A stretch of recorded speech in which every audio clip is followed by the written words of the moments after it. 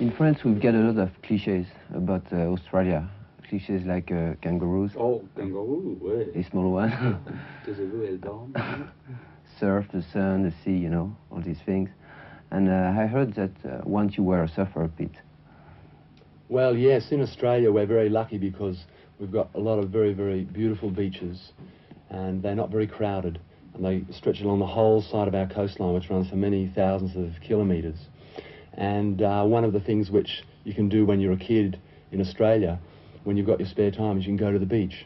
And all kids go to the beach and go surfing, and I did that when I was a kid as well. And you go up north in the back of a panel van, which is sort of like a panel van, yeah. 104. Right, yeah. And you camp out and you just go surfing, and you don't have very much money, but you have a good time. Unfortunately now, of course, we've got people who want to build hotels and motels and turn some of the beach areas into resorts and things like that. But it's still a very beautiful country for surf, and it's a big part of what kids do here. And we write about that. The thing about Midnight Oil is it's one of the Australian bands which writes about Australian things, like the beach, because they're the things which make sense to us. Instead of writing about Hollywood or New York or London or Paris or whatever, we write about Sydney and Surfers Paradise and koalas and things like that. One of the reasons we came here is because we think there are a lot of music things happening at the moment, and there is a big musical scene, and in our opinion, very more important than what's happening in England or in the States, for example. Have you got the same feeling, and how could you explain it?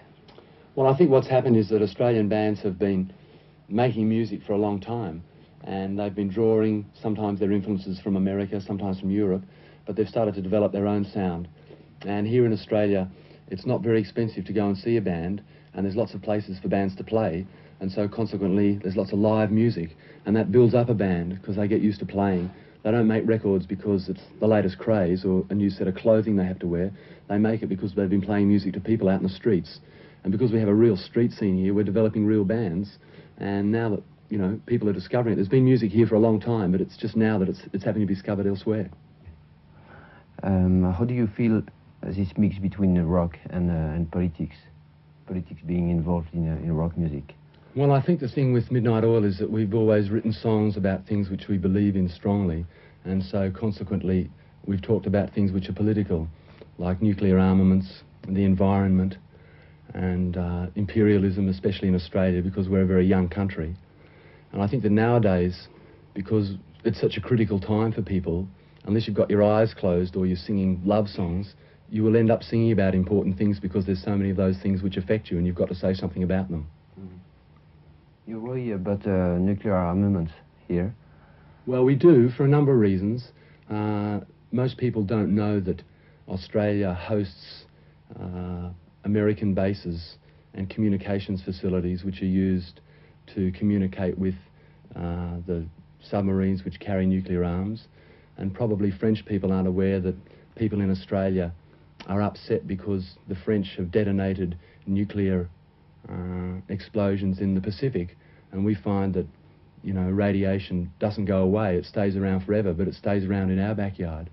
And I think that here, because Australia is a long way away from the rest of the world, we can see the world, and sometimes it seems mad because there's this fantastic number of armaments and you've got the two superpowers arguing, and we believe really strongly that this shouldn't be the case because we want to keep on making music and we want people to keep on enjoying life. So, yeah, of course we're concerned about those things, like everyone else, I'm sure. I have a very last question, but it's a question I asked. It's a question I asked to everyone here. Are you afraid of sharks? Ouais.